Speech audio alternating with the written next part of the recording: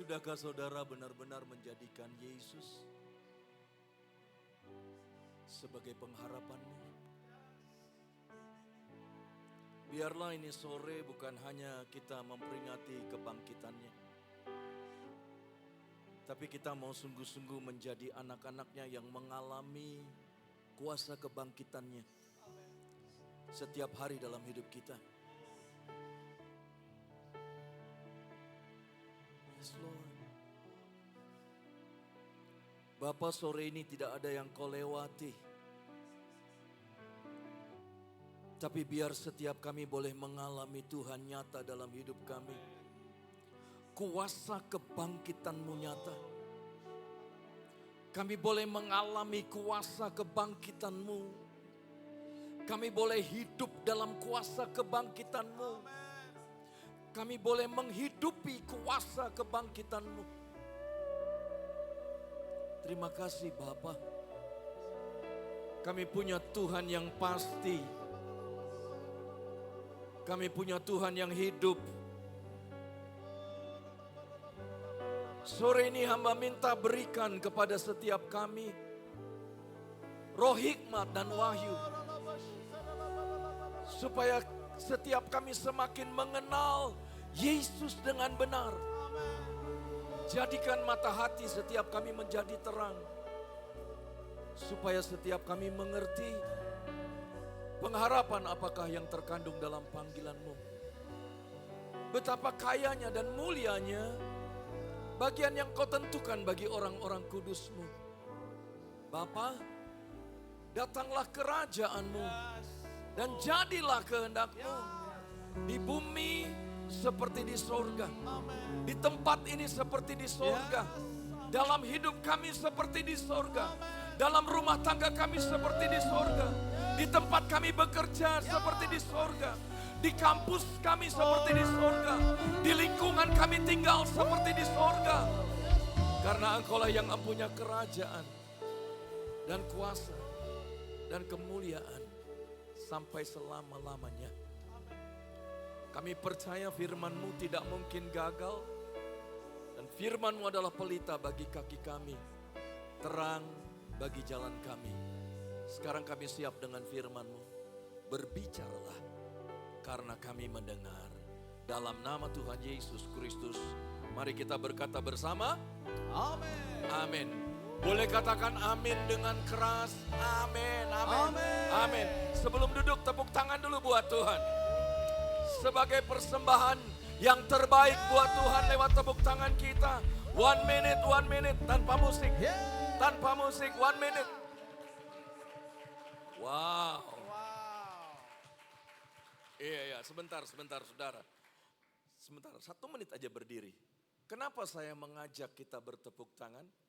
Karena Alkitab bilang begini. Ya saya nggak tahu multimedia bisa tayangkan nggak. Tapi saya suka sekali dengan apa yang Alkitab ajarkan soal beribadah kepada Tuhan. Alkitab ajar kita begini. Beribadahlah dalam Mazmur 100 ayat yang kedua. Beribadahlah kepada Tuhan dengan sukacita. Saudara, manifestasi ekspresi sukacita salah satunya termasuk bertepuk tangan. Dan Alkitab bukan hanya mengajar beribadah kepada Tuhan itu dengan sukacita. Tapi Alkitab juga berkata datanglah ke hadapan Tuhan dengan sorak-sorai. Jadi kalau di gereja ini manifestasinya sukacita, sorak-sorai. Nggak salah karena Alkitab mengajarkan untuk kita dapat beribadah dengan Tuhan. Dan saya mau bilang begini sahabat-sahabat kekasih-kekasih Tuhan Yesus. Kalau kita beribadah selaras dengan firman, percayalah perkara-perkara yang ajaib pasti terjadi dalam hidup kita. Amin. Saya percaya itu. Ya, Alkitab nggak bilang beribadahlah kepada Tuhan dengan cemberut, nggak ada. Beribadahlah kepada Tuhan dengan sedih, nggak ada. Yang ada beribadahlah kepada Tuhan dengan sukacita. Berapa banyak yang bersukacita? Wow, orang-orang yang bersukacita diberkati oleh Tuhan. Silakan duduk. Shalom. God is good. And all the time. Senang sekali bisa dengan Bapak Ibu Saudara. Saya lihat banyak anak muda ya, saya senang sekali dengan anak-anak muda. Dan hari-hari ini saya banyak duduk sama anak-anak muda. Haleluya, saya suka sekali. Karena yang akan memimpin gereja Tuhan ke depan adalah saudara-saudara. Siap-siap. Nah, saya ingin sampaikan sesuai dengan kita sedang memperingati kebangkitan Kristus. Ya. Tema atau judul yang saya berikan adalah kebangkitan Kristus memberikan jaminan yang pasti. Ya. Saya ulang, kebangkitan Kristus memberikan jaminan yang pasti. Di dunia ini tidak ada sesuatu yang bisa memberikan jaminan yang pasti.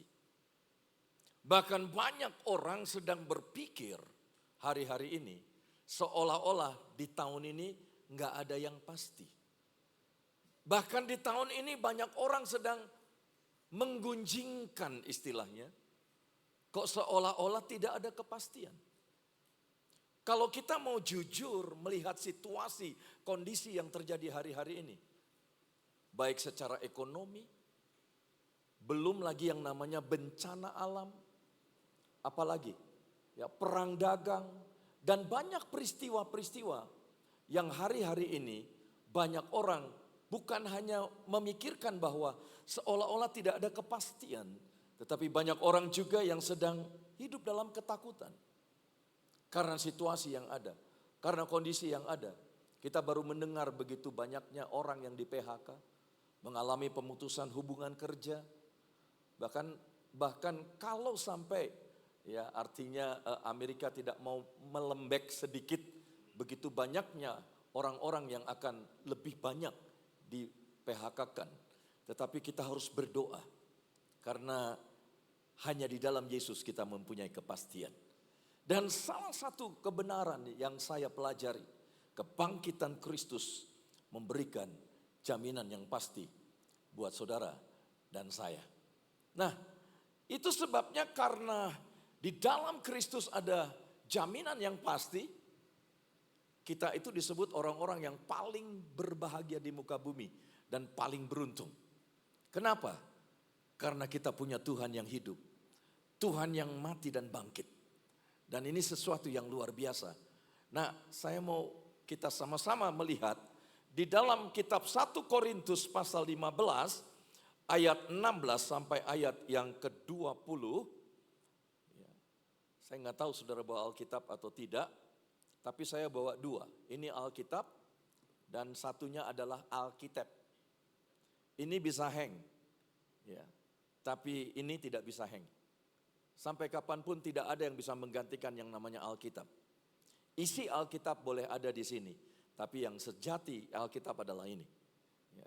Dan memang kalau di kota besar, saya jarang melihat orang membawa Alkitab.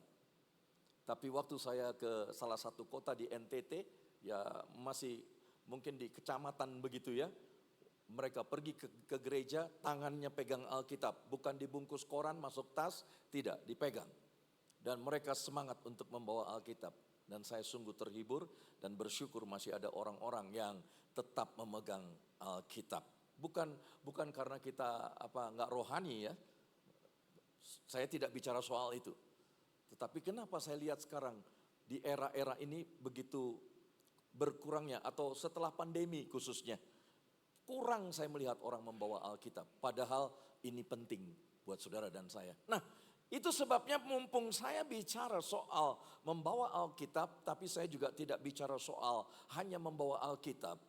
Tapi mari kita melatih, menjadikan Alkitab kita, menjadikan firman Tuhan, menjadi dasar keseharian dalam hidup kita. Saya tidak tahu apa yang menjadi dasar keseharian dalam hidup saudara. Firman Allah kah, Alkitab kah, atau yang lain. Tapi saya mau bilang, saya tidak bernubuat. Tapi saya hanya mau katakan, kalau kita tidak belajar melatih diri untuk menjadikan firman Tuhan, menjadikan Alkitab kita menjadi dasar keseharian dalam hidup kita nggak akan pernah kuat untuk berjalan, khususnya dengan Tuhan hari-hari ini.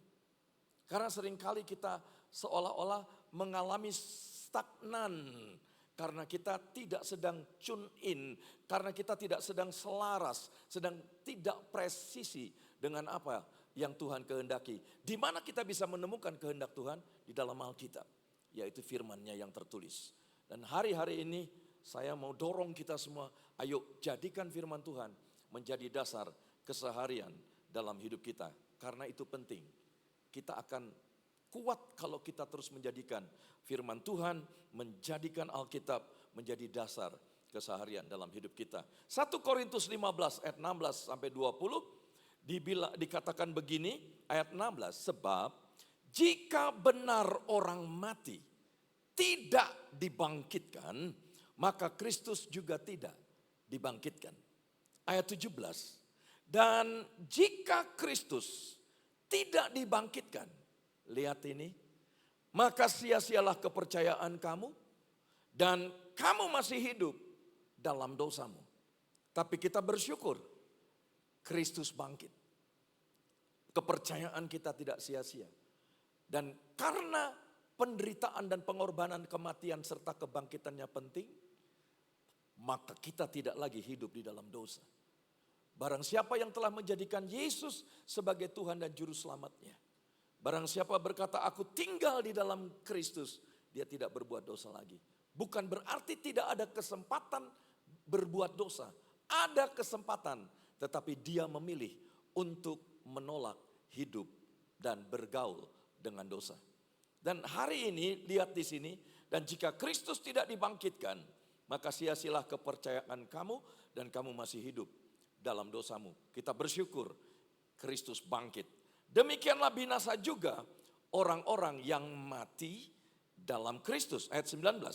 Jikalau kita hanya dalam hidup ini saja menaruh pengharapan pada Kristus, maka kita adalah orang-orang yang paling malang dari segala manusia.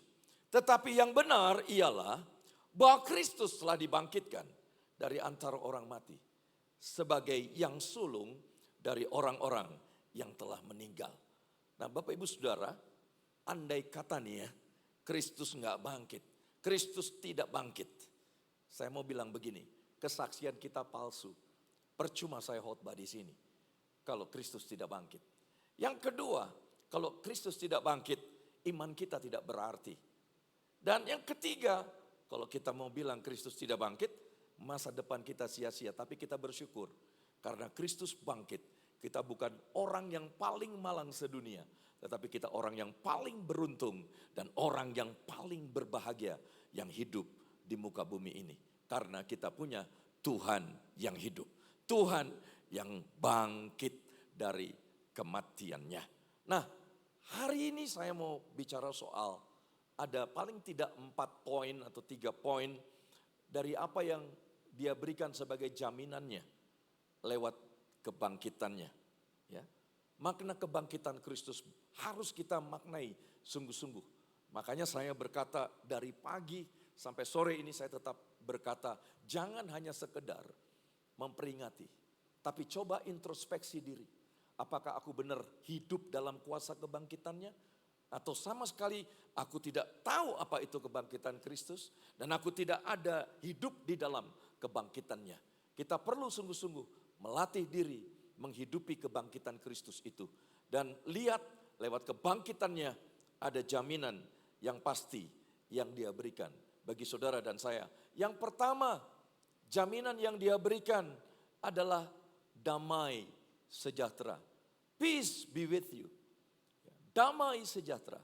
Shalom itu yang dia berikan dari kuasa kebangkitannya. Dan mari kita lihat dalam Yohanes pasal 20 ayat yang ke-19. Ketika hari sudah malam pada hari pertama minggu itu, berkumpullah murid-murid Yesus di suatu tempat dengan pintu-pintu yang terkunci karena mereka takut kepada orang-orang Yahudi. Ini setelah Yesus ditangkap, para murid ketakutan terhadap orang-orang Yahudi. Dan Alkitab berkata di situ, mereka ada di suatu tempat dengan pintu-pintu yang terkunci. Karena mereka ketakutan terhadap orang-orang Yahudi. Nah, perhatikan kalimat berikut. Pada waktu itu, pada waktu di mana mereka para murid sedang ada di suatu tempat dengan pintu-pintu yang terkunci. Lihat, datanglah Yesus dan berdiri di tengah-tengah mereka dan berkata, damai sejahtera bagi kamu.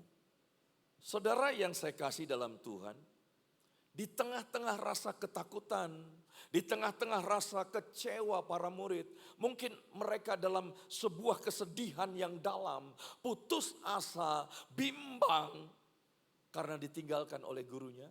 Mereka hanya mengenal bahwa Yesus ditangkap dan Yesus mati, dan mereka semua ketakutan.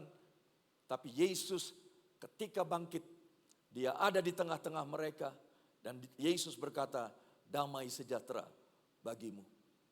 Damai sejahtera yang Yesus berikan memiliki pengertian. Kalau dalam bahasa Ibrani yang kita pakai adalah kata shalom. Kata shalom memiliki pengertian, atau damai sejahtera memiliki pengertian ketenangan. Ada ketenangan. Dengan kata lain, waktu Yesus hadir di tengah mereka dan berkata, shalom, peace be with you. Damai sejahtera aku berikan kepadamu. Dengan kata lain, akulah ketenanganmu yang sejati. Hanya di dalam aku ada ketenangan. Dan aku hadir memberikan ketenangan kepadamu. Saya tidak tahu kondisi Bapak Ibu Saudara hari ini. Tapi saya mau berkata, Yesus yang sama. Yesus yang sama pun tetap ingin memberikan ketenangan dalam jiwa setiap saudara. Ketenangan yang sejati yang dia berikan. Bukan hanya rasa tenang, bukan hanya ketenangan yang Yesus berikan. Tapi kata shalom, kata damai sejahtera, kata peace be with you. Juga berkata aman, ada keamanan. Aku yang memberi keamanan. Saya mau bilang, tidak ada satu orang pun, pribadi manapun dan apapun yang dapat memberikan rasa aman kepada kita. Hanya Yesus Kristus yang dapat memberikan rasa aman. Dia akan memberikan rasa aman di masa muda saudara. Dia akan memberikan rasa aman di masa dewasa saudara. Bahkan di masa tuamu dia tetap akan memberikan rasa aman itu. Dan tidak ada apapun, bahkan seorang manapun yang dapat memberikan rasa aman, ketenangan dalam hidup kita. Hanya Kristus. Di tengah-tengah murid-muridnya mungkin merasa bimbang, sedih, kecewa, putus asa. Dia berkata, tenang, aku ada di sini. Dan kalau aku di sini, aku yang telah mengalahkan maut, pasti ada keamanan. Itu sebabnya hari ini mari kita sungguh-sungguh datang kepada dia. Alami kuasa kebangkitannya. Nah, kata shalom juga bukan hanya rasa tenang atau ketenangan, rasa aman, tetapi juga shalom juga berarti keberhasilan. Yesus tetap merindukan anak-anaknya berhasil. Itu sebabnya dia tetap rindu membuat kita berhasil. Berhasil dalam pengenalan kita akan dia. Berhasil dalam mengiring Tuhan. Berhasil dalam mentaati perintah-perintahnya. Berhasil sungguh-sungguh mengasihi dia. Dia rindu kita memiliki keberhasilan. Dan shalom itu mendatangkan keberhasilan. Dan bukan hanya keberhasilan, tetapi Yesus juga memberikan keberkatan demi keberkatan kepada anak-anaknya yang sungguh-sungguh mengasihi dia. Hari ini saya tidak tahu masalah Bapak Ibu Saudara, tapi Yesus yang sama, yang hari itu mengatakan damai sejahtera, memberikan shalom, memberikan kedamaian yang sejati atas para murid. Hari ini pun Yesus tetap yang sama. Dia pun ingin memberikan kepada saudara dan saya ulang sekali lagi. Ketenangan, kedamaian, damai sejahtera, rasa aman, keberhasilan, bahkan keberkatan setiap hari. Lewat kuasa kebangkitannya, lewat kebangkitannya, jaminan yang dia berikan yang pertama, rasa aman, keberhasilan, keberkatan, bahkan ketenangan yang sungguh-sungguh sejati yang dia berikan kepada kita. Tidak ada tempat untuk kita bersembunyi dan merasa aman. Tidak ada tempat di mana kita dapat bersembunyi dan kita merasa tenang. Dan tidak ada tempat untuk kita dapat berhasil selain ada di dalam Yesus Kristus Tuhan yang telah mati dan bangkit, naik ke surga, duduk di sebelah kanan Allah Bapa, dan dia akan datang kembali menjemput engkau dan aku saleh-salehnya di awan-awan yang permai, dan kita akan memerintah bersama-sama dengan dia. Jaminan yang kedua, bukan hanya damai sejahtera, bukan hanya shalom yang dia berikan sebagai jaminan yang pasti bagi orang-orang yang percaya kepadanya. Tetapi jaminan yang kedua yang saya pelajari, yang terdapat di dalam Yohanes pasal 21 ayat yang ke-50, ayat yang kelima dan ayat yang ke-6 maksud saya. Nah, kalau saudara baca di pasal 21 dari kitab Injil Yohanes, ini berbicara setelah kebangkitannya Yesus menampakkan diri kepada para murid di pantai Danau Tiberias pada waktu itu. Nah, tapi saya tidak bisa membacakan secara keseluruhan pasal 21, tapi ada yang saya mau angkat di sini, ayat 5 dan 6. Coba lihat di sana bersama-sama. Ayat 5, kata Yesus kepada mereka, kepada para murid pada waktu itu, "Hai anak-anak, adakah kamu mempunyai lauk pauk?" Apa jawab mereka? Tidak ada. Waktu Yesus berkata, "Hai anak-anak, adakah lauk pauk padamu?" Mereka tidak mengenali, yang menanyakan soal lauk pauk itu adalah Yesus yang bangkit. Mereka tidak tahu bahwa itu Yesus. Bicara soal lauk pauk, apa yang saya pahami dari apa yang saya pelajari, ini juga berbicara tentang needs, tentang felt need, kebutuhan yang mendasar dari saudara dan saya. Itu sebabnya jaminan yang kedua yang dia berikan kepada saudara dan saya, lewat kebangkitannya, lewat kuasa kebangkitannya, penyediaan Allah atas segala kebutuhan kita. Tidak ada yang dapat memenuhi kebutuhan kita every day selain dia. Karena di dalam Filipi pasal 4 ayat 19, Rasul Paulus berkata, "Allahku akan memenuhi segala keperluanmu menurut kekayaan dan kemuliaannya dalam Kristus Yesus." Artinya apa? Pemenuhan Allah atas kebutuhan saudara dan saya, sifatnya itu terus menerus. Siapa manusia mana, manusia super mana yang dapat memenuhi kebutuhan saudara dan saya yang sifatnya terus menerus? Tidak ada. Hanya Yesus yang bisa memenuhi kebutuhan saudara dan saya yang sifatnya terus menerus. Kuasa kebangkitannya, bahkan kebangkitannya itu memberi jaminan kepada kita. Dia sanggup menyediakan, dialah Yehova Jireh, Allah yang menyediakan. Dan sifat pemenuhan kebutuhan yang dia berikan kepada umatnya itu terus menerus. Dan hanya di dalam Yesus Kristus Tuhan.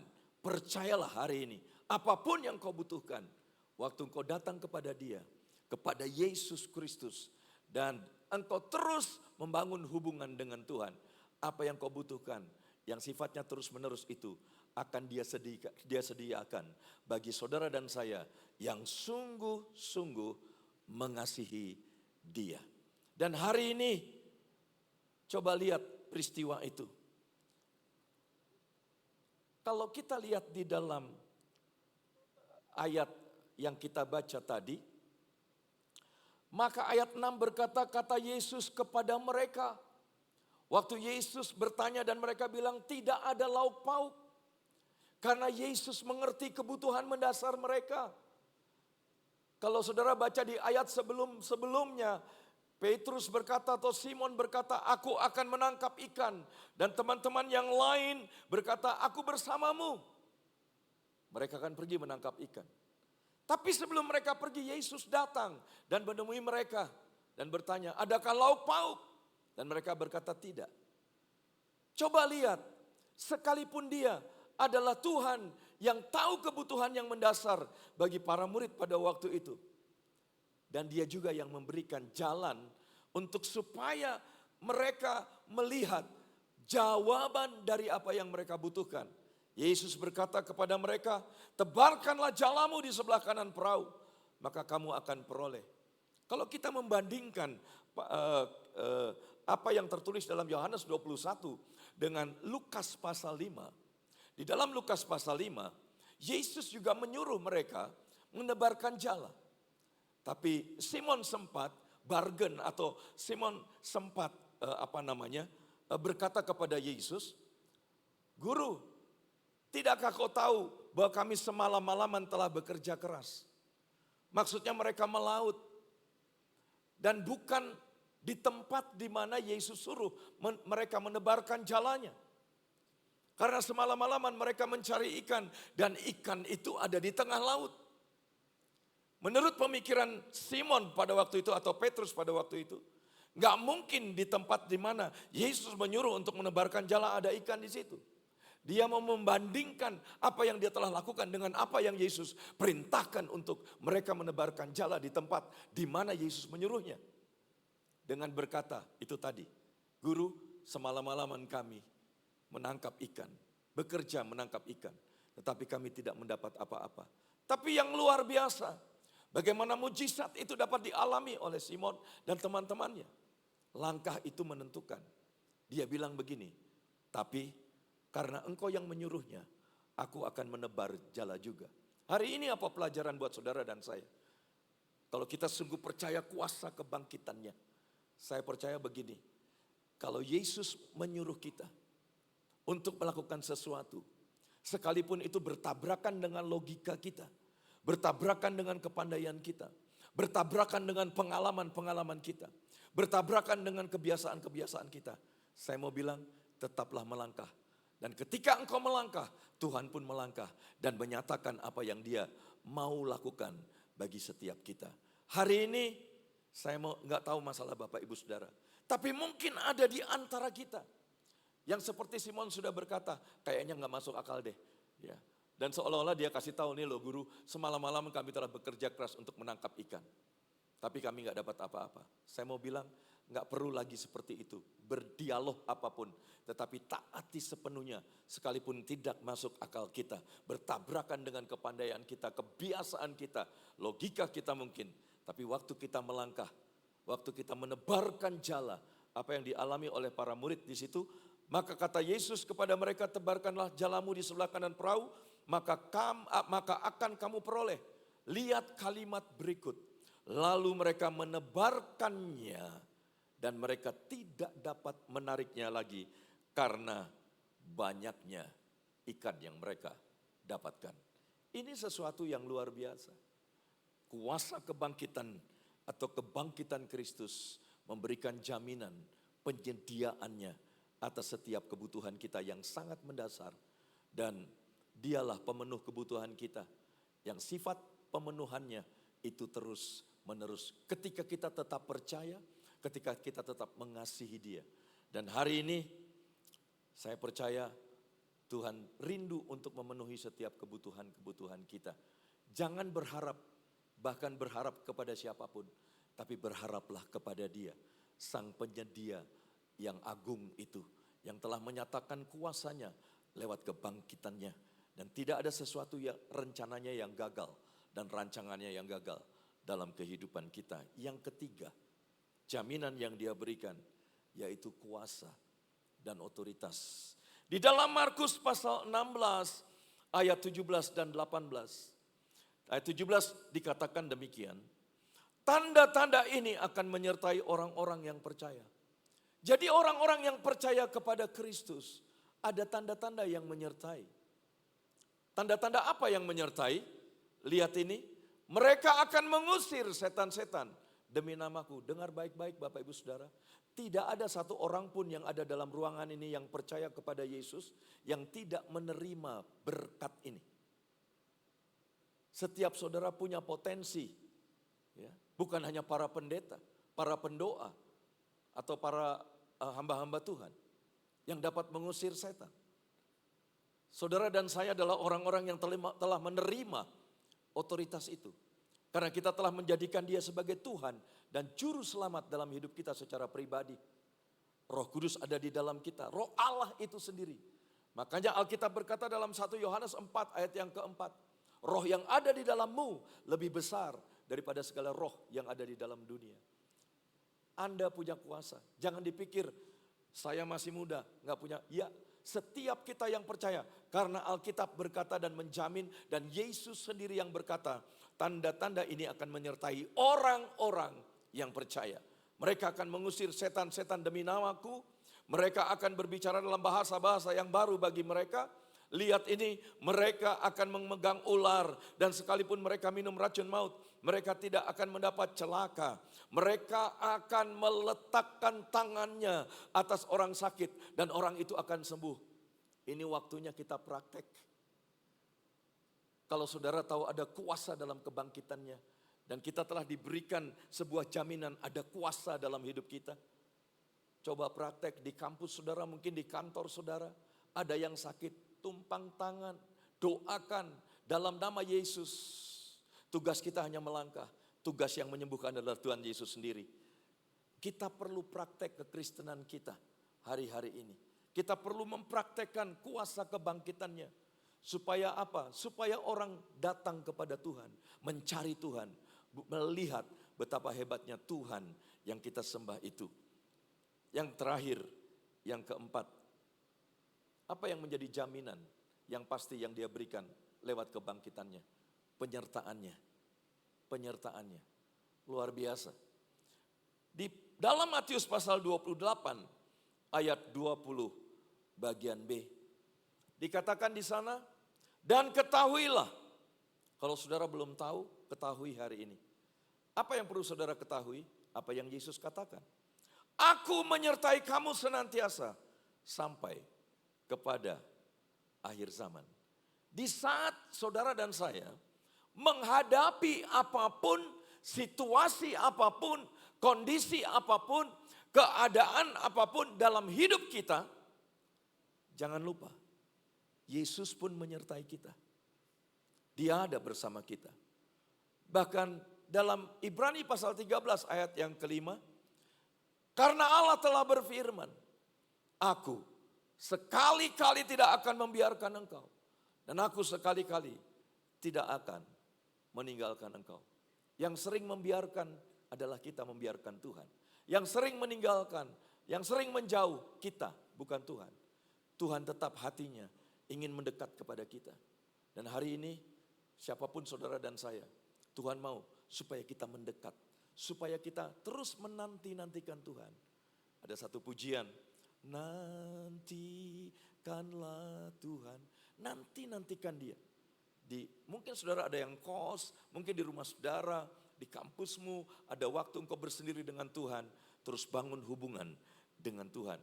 Saya percaya penyertaannya itu menjadi sebuah jaminan buat saudara dan saya lewat kebangkitannya, lewat kuasa kebangkitannya.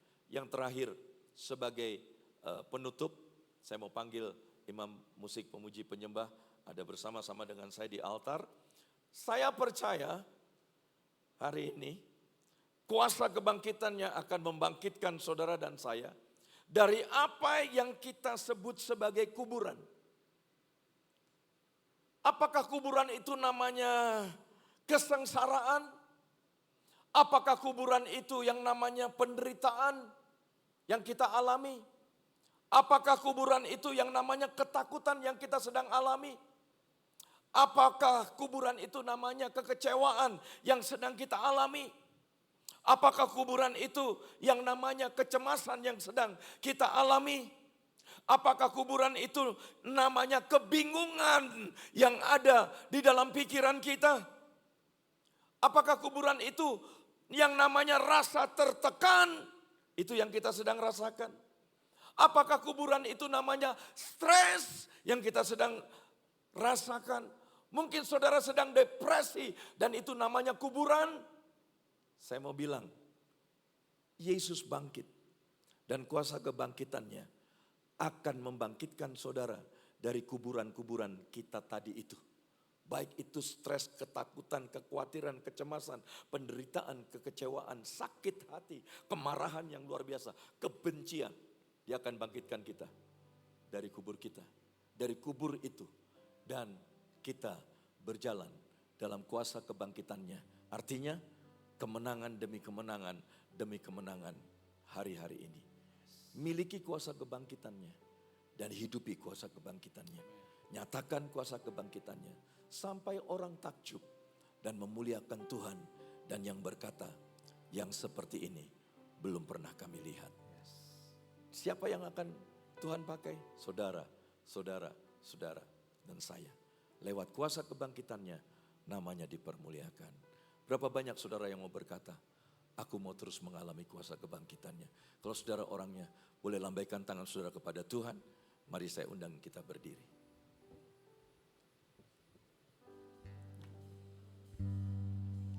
Kita mau declare lewat pujian ini. Yang setuju katakan haleluya. Sebab dia hidup, ada hari esok. Sebab dia hidup. Bilang, ku tak gentar, karena ku tahu dia pegang hari esok. Hidup jadi berarti sebab dia hidup. Saudara percaya Yesus hidup? Dan hidup dalam saudara? Dan dalammu ada kuasa kebangkitan? Saudara percaya? Orang yang percaya itu pasti ada bukti. Paling tidak dari ekspresi bahwa kita percaya. Kalau engkau percaya, perkatakan. Itu bukti percaya. Gak mungkin orang percaya gak berkata-kata. Tapi orang yang percaya pasti berkata-kata. Paling tidak lewat pujian ini. Sebab dia hidup, ada hari esok. Sebab dia hidup. Bilang, ku tak gentar. Kenapa Anda tidak gentar? Aku tahu dia pegang hari esok.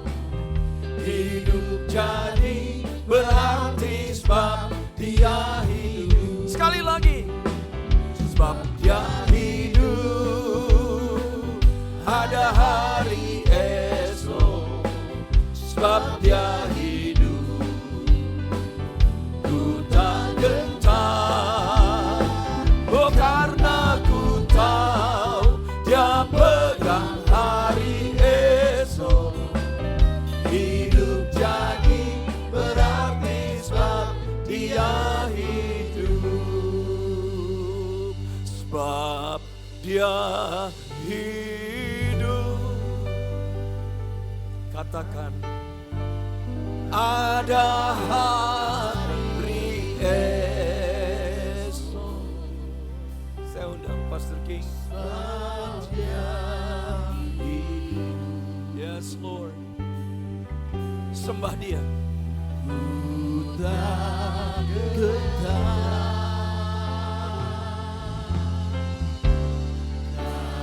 karena ku tahu dia pegang hari esok. Hidup jadi berarti sebab dia hidup. Sekali lagi kita nyanyikan lagu ini Bapak Ibu Saudara.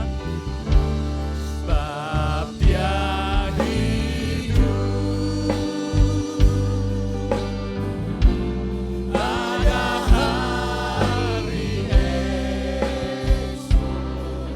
Sebab dia hidup, sebab dia hidup. Kami tak takut menghadapi hari esok Tuhan. Ku tak gentar, ada jaminan di dalam Engkau. Karena ku tahu dia pegang hari esok. Hidup jadi berarti sebab dia hidup. Bapak Saudara, kita akan masuk dalam perjamuan kudus Bapak Saudara. Mungkin ada Bapak Saudara yang belum dapat roti dan cawan, mungkin boleh lambaikan tangan. Mungkin para pengerja boleh bantu.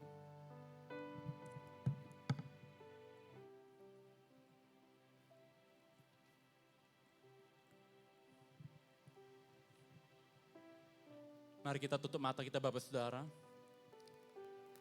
Firman Tuhan katakan kalau kita perjamuan kudus, baiklah kita makan dan minum dengan hati yang layak di hadapan Tuhan. Amen. Apa artinya? Kalau Tuhan hari-hari ini tegur kita, jangan simpan dosa Bapak Saudara. Tapi mari kita minta ampun di hadapan Tuhan. Kalau sore malam hari ini Tuhan ingatkan sesuatu di hati kita, mari minta ampun di hadapan Tuhan. Mari kita berdoa malam hari ini di dalam nama Yesus. Hita kaya raba kaya rata kaya raba shandana. Ampuni kami Tuhan, kalau ada perkataan, sikap hati kami, kelakuan kami, tindakan kami yang tidak selaras dengan firman-Mu Tuhan. Kalau sore malam hari ini Tuhan kami mau melakukan perjamuan kudus bersama-Mu Tuhan. Layakkan kami, ampuni kami Tuhan. Shikarata haya rana kaya rama shikarata haya ramash. Urata kaya raba kaya rama shikarana kaya ramash. Shikarana kaya rama shandana. Sebab apa yang telah aku teruskan kepadamu, telah aku terima dari Tuhan, yaitu bahwa Tuhan Yesus pada malam waktu ia diserahkan, ia mengambil roti. Mari kita angkat roti kita Bapak Saudara di tangan kanan kita.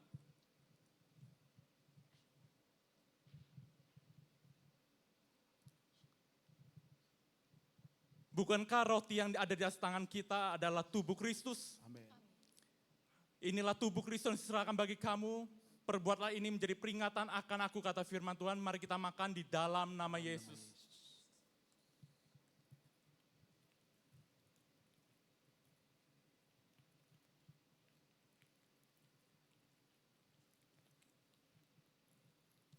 Demikian juga ia mengambil cawan sesudah makan lalu berkata, mari kita angkat cawan di tangan kanan kita. Cawan inilah perjanjian baru yang dimateraikan oleh darahku. Perbuatlah ini setiap kali kamu meminumnya menjadi peringatan aku. Mari kita minum Bapak Saudara di dalam nama Yesus. Mari kita sembah Dia, kita mengucap syukur karena Tuhan Yesus mati bagi kita Bapak Saudara. Katakan terima kasih. Terima kasih ya Tuhan. Terima kasih Tuhan. Buat pengorbanan kami. Darah-Mu tercurah bagi kami. Darah-Mu mengampuni setiap dosa kami. Haleluya. Haleluya. Oh, haleluya.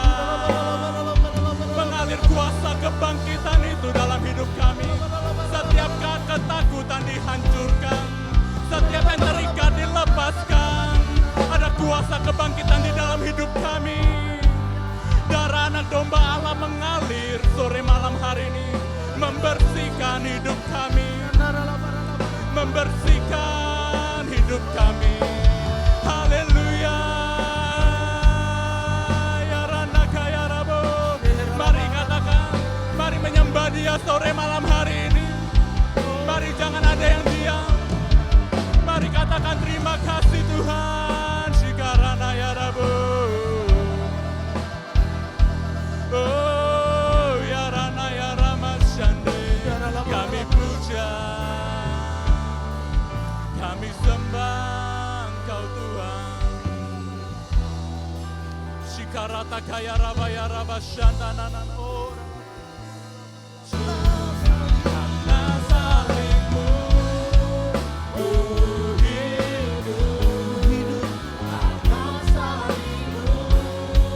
Ku menang, Engkau yang berkuasa, sanggup untuk melakukan mujizat-Mu di hidupku.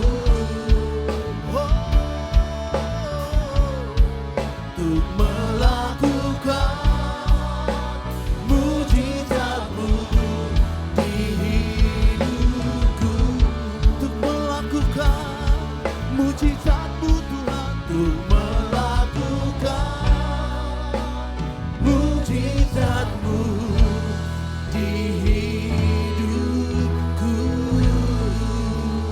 Tepuk tangan buat Tuhan Yesus, sorakan haleluya, Jesus, haleluya, oh haleluya, haleluya.